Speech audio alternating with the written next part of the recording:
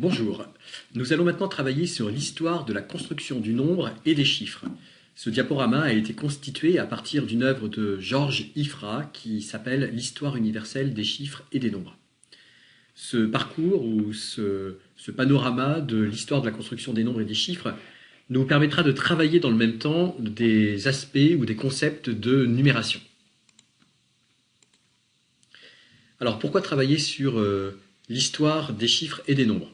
Tout d'abord, comme je viens de le dire, parce que nous allons travailler sur des concepts de numération, mais aussi parce que vous aurez besoin d'une certaine culture générale sur l'origine des mathématiques quand vous enseignerez les mathématiques, mais aussi pour reconnaître une certaine proximité entre l'évolution que l'homme a entretenue avec les mathématiques et la façon dont les enfants s'approprient les concepts. C'est aussi une entrée idéale pour comprendre les obstacles que rencontrera tout jeune apprenant. Et enfin, pouvoir s'appuyer aussi sur un certain nombre d'outils mathématiques que nous verrons dans ce diaporama, quelquefois très anciens, pour pouvoir différencier ensuite en classe. Alors avant de commencer toute chose, nous allons faire un petit exercice à partir de l'image que vous avez ici. Donc là j'ai mon pointeur et je vais vous demander de dire très vite combien d'éléments il y a dans cette image-là. Cette image-là. Celle-ci, celle-ci, celle-ci, celle-ci, celle-ci, celle-ci, celle-ci.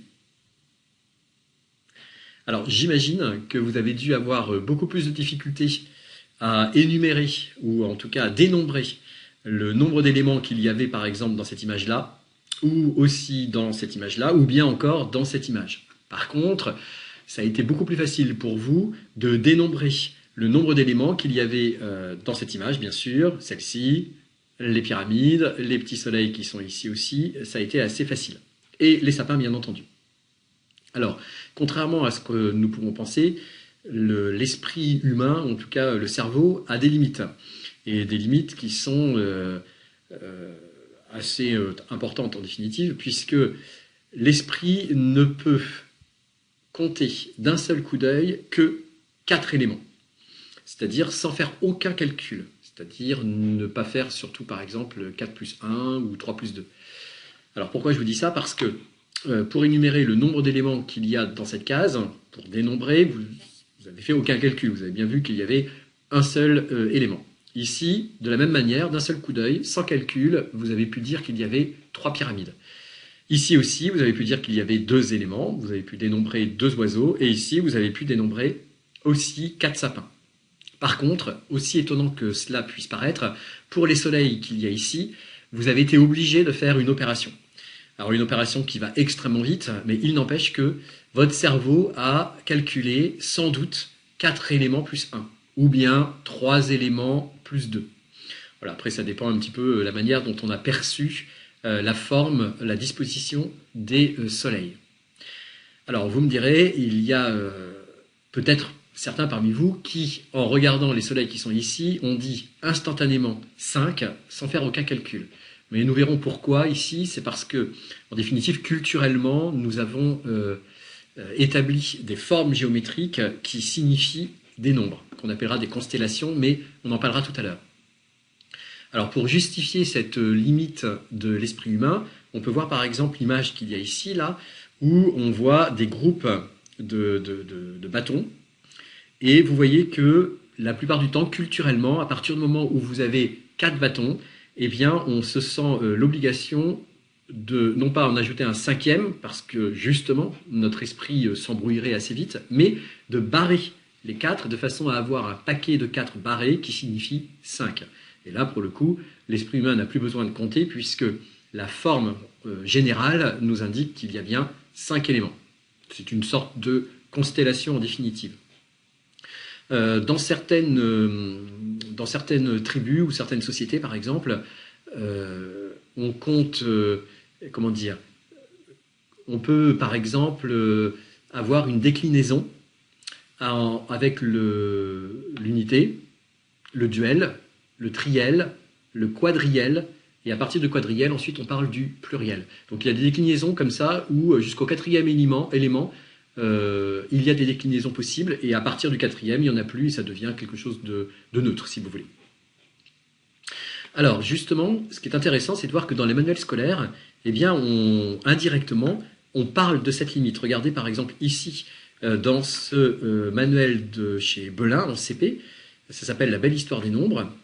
Mirion, la sœur de Paon, gardait des moutons. L'année dernière, elle n'en avait que 4, et d'un seul coup d'œil, elle savait que tous ces moutons étaient là.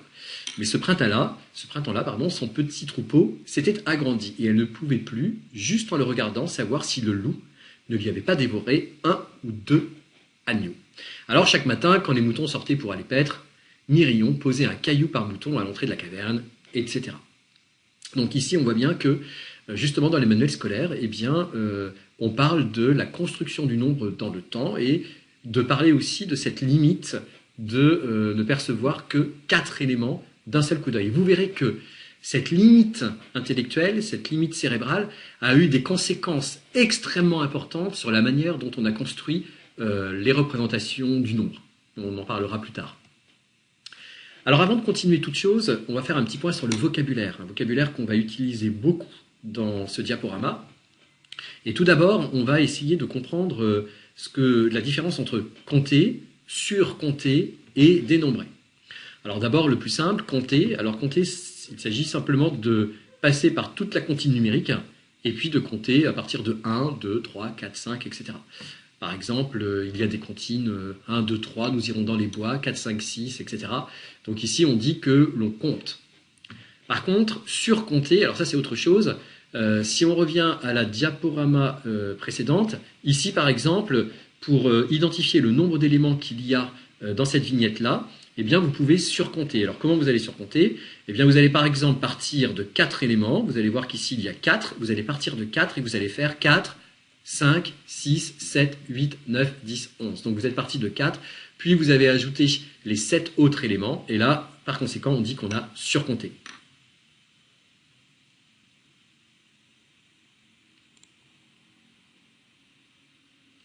Et enfin, le dernier terme qu'on va beaucoup utiliser est le terme dénombré. Alors dénombrer, c'est tout simple aussi, il s'agit d'associer un nombre entier à une collection d'objets donnés. C'est ce que vous avez fait tout à l'heure quand je vous ai demandé de me dire combien d'éléments il y avait dans chacune des vignettes. Je vous ai demandé en fait de dénombrer. Pour dénombrer, c'est-à-dire pour me dire qu'il y en a 11, peut-être avez-vous surcompté, c'est-à-dire peut-être avez-vous pris 4 éléments, puis vous en avez ajouté 7. Ou alors, peut-être avez-vous compté, c'est-à-dire que vous avez pris chacun des éléments les uns après les autres en partant de 1 jusqu'à 11.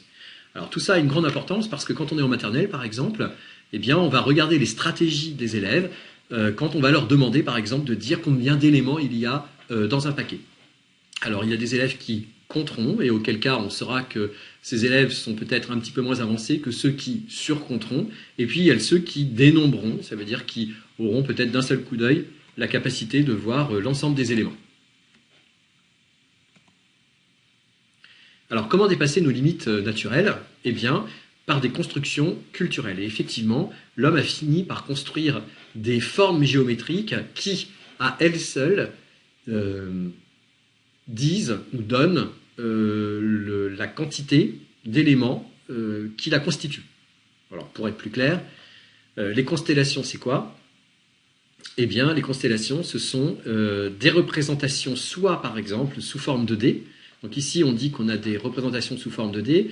Par exemple, ici, la constellation que vous voyez ici, vous n'avez pas besoin de compter l'ensemble des éléments qui constituent cette constellation pour dire qu'il y a bien 5 éléments.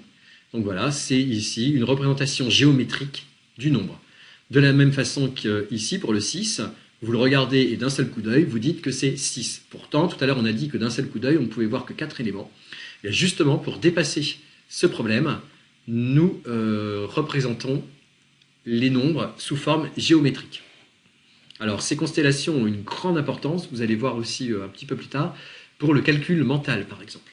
Alors, une autre constellation, c'est celle que vous avez ici, ce sont les constellations dites digitales, c'est-à-dire c'est une constellation qui est faite à partir des doigts. Et là, de la même manière, un enfant qui vous dira « j'ai ça », pour indiquer son âge, par exemple, eh bien, il n'aura pas besoin, peut-être, de passer par tous les doigts pour dire qu'il a 5 ans. Alors, il y a des élèves qui, effectivement, même en voyant la constellation digitale 5, sont obligés de passer par l'ensemble des éléments pour dire qu'il y a 5 doigts. C'est un autre niveau pour les élèves. Ici, ce sont les deux seules constellations que l'on peut voir, c'est-à-dire la constellation digitale, je répète, et la constellation sous forme de dés. Ici, on les voit encore, pour le 7 par exemple, vous avez une constellation digitale et une constellation qui est faite à partir des dés. Cette constellation est très, très intéressante, 5 plus 2, vous allez voir quand, par exemple, on va demander à des élèves de faire 7 plus 5, eh bien c'est intéressant, 7 plus 5, de s'imaginer une constellation digitale de 7 de cette manière-là, parce que vous avez déjà 5 et 2. Donc pour faire 7 plus 5, eh bien vous aurez 5 plus 2, puisque 7 plus 5, ce sera 5 plus 5 plus 2, auquel cas l'enfant arrivera à 12 beaucoup plus facilement s'il a cette représentation digitale qui est déjà constituée. Donc une constellation, pour récapituler, c'est une disposition géométrique dont la quantité d'objets représentés est immédiatement reconnue. Je passe cette diapositive. Je vous fais remarquer simplement ici, à travers cette diapositive, que Stella Baruch, une didacticienne des mathématiques qui a écrit Contes pour petits et grands, a aussi inventé un support didactique à partir, vous voyez, des mains, à partir des doigts, un petit peu plus stylisé si vous voulez, que les enfants peuvent dessiner rapidement sur une feuille par exemple, pour passer d'un nombre à sa représentation géométrique, et ici par la constellation des doigts. Alors ici, c'est simplement pour vous indiquer les quelques situations en maternelle qu'il peut y avoir, où on va demander à des enfants d'indiquer soit sous la forme d'un nombre, alors là on est dans la forme la plus abstraite qui puisse exister, on n'en est pas là encore tout à fait dans l'exercice qui est ici, quoique certains sont capables de le faire, soit de représenter la quantité d'objets qu'il y a dans le sac, par exemple, par une constellation.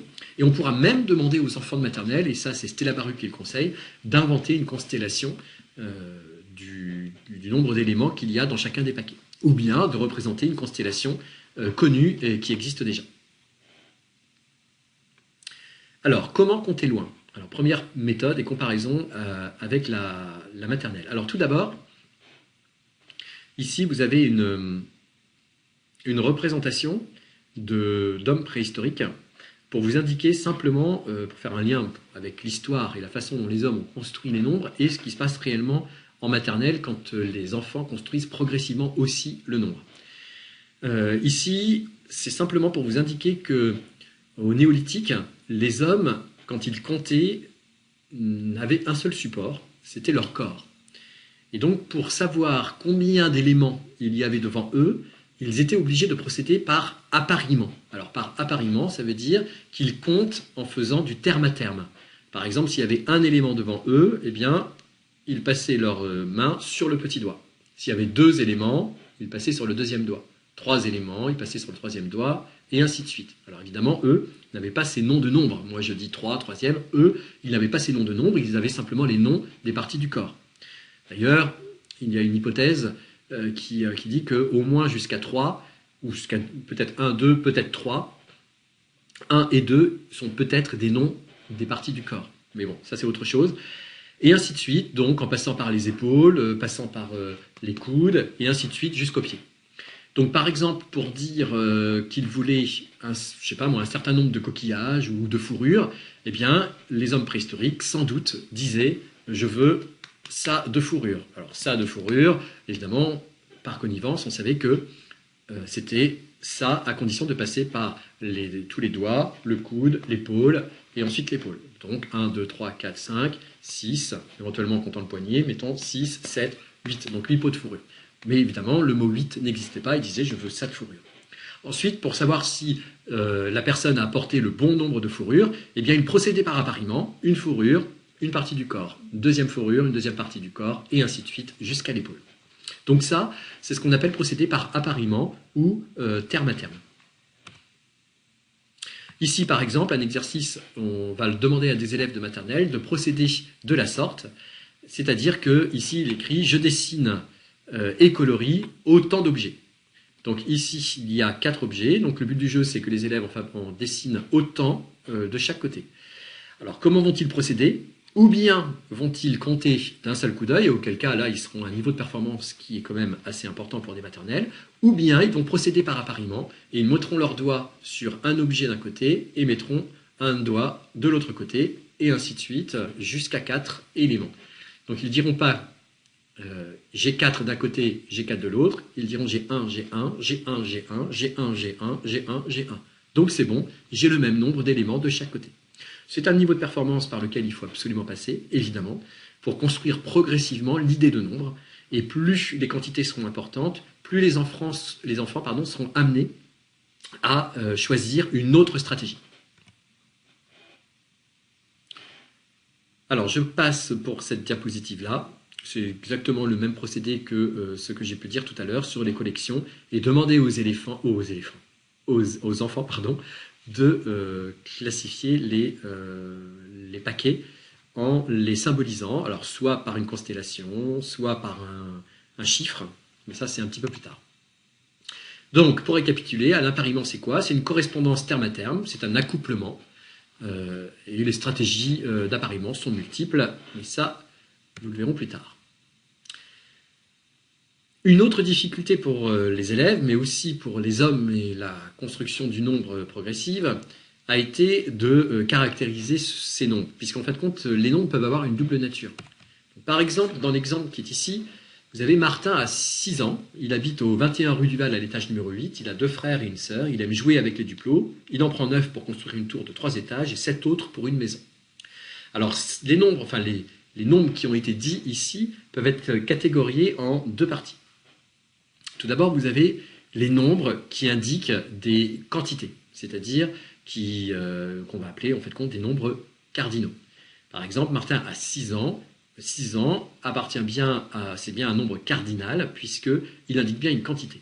Il habite au 21 rue du Val. Alors là, on a un autre problème, c'est que 21 ici n'est pas un nombre qui indique une quantité, mais qui indique un ordre, c'est-à-dire une place dans un ordre. 21 ici pourrait très bien être remplacé par une lettre, par exemple, et auquel cas on parlera soit de numéro, soit de placement dans un ordre. À l'étage numéro 8, alors de la même manière, l'étage numéro 8, on pourrait dire qu'il y a 8 étages. Mais après tout, on n'en est pas sûr. On pourrait très bien estimer que le 6e étage, par exemple, n'existe pas. Ou en France, par exemple, on pourrait très bien dire que dans un hôtel, le 13e étage porte malheur, auquel cas il n'y a pas de 13e étage, et on passerait directement du 12e au 14e. Et auquel cas, c'est bien des numéros ici, un ordre, et pas une quantité. Il a 2 frères, alors 2 ici, pas de problème, c'est bien un nombre cardinal, ça dit bien une quantité, et une sœur, de la même manière. Il aime jouer avec le duplo, il en prend 9. On a bien ici aussi un nombre cardinal. Pour construire une tour de 3 étages, alors là, on indique bien qu'il y a 3 étages, donc c'est bien un nombre cardinal, et 7 autres pour une maison. Voilà. Donc ici, nous avons pratiquement que des nombres cardinaux, et 2 autres nombres, alors 21 ici, rue du Val, et le numéro 8, qui ne sont pas des nombres cardinaux, mais des nombres qu'on appellera des nombres ordinaux. Donc voilà ici la différence entre l'aspect cardinal et l'aspect ordinal d'un nombre. L'aspect cardinal repose sur l'appariement et sur la quantité, c'est comme ça qu'appelle Rémi Brissot les nombres cardinaux. Et enfin, l'aspect ordinal repose sur une succession et que Rémi Brissot appelle le rang. Voilà, c'est plus simple sans doute de retenir la quantité et le rang, pour faire la distinction entre l'aspect cardinal et l'aspect ordinal des nombres. Alors ça, ce sont des questions qu'on trouve assez régulièrement, par exemple, dans un concours de mathématiques pour le concours du professeur des écoles. Alors ensuite, on va parler maintenant des bases, parce que sans doute l'une des plus grandes difficultés pour un enfant, ça va être de s'approprier quelque chose que l'homme a mis des milliers d'années à construire, qui sont les bases. Alors nous, très naturellement, on manipule assez aisément la base 10, mais ce n'est pas celle qui a été partagée par tous les peuples à toutes les époques. C'est sans doute la base la plus répandue, bien entendu, mais il y a eu beaucoup d'autres bases, et d'ailleurs des bases qui ont existé aussi en France pendant des années, comme la base 12 par exemple. On utilise la base 60 aussi. D'autres civilisations utilisent la base 5. Bref, la base 10 n'a pas été tout de suite la base la plus répandue, la plus utilisée dans le monde. Alors, un petit point de vocabulaire. Quand on parle de base 10, on parle de base décimale. Là aussi, ce sont des termes que vous pouvez rencontrer lors du concours, mais que vous allez devoir de toute façon utiliser aussi quand vous serez professeur des écoles. La base 12, qu'on appelle la base duodécimale, c'est logique. La base 20, qui a deux noms possibles, soit la base vicésimale, soit la base vigésimale, pas facile à dire. Et enfin la base 60, qui est la base sexagésimale.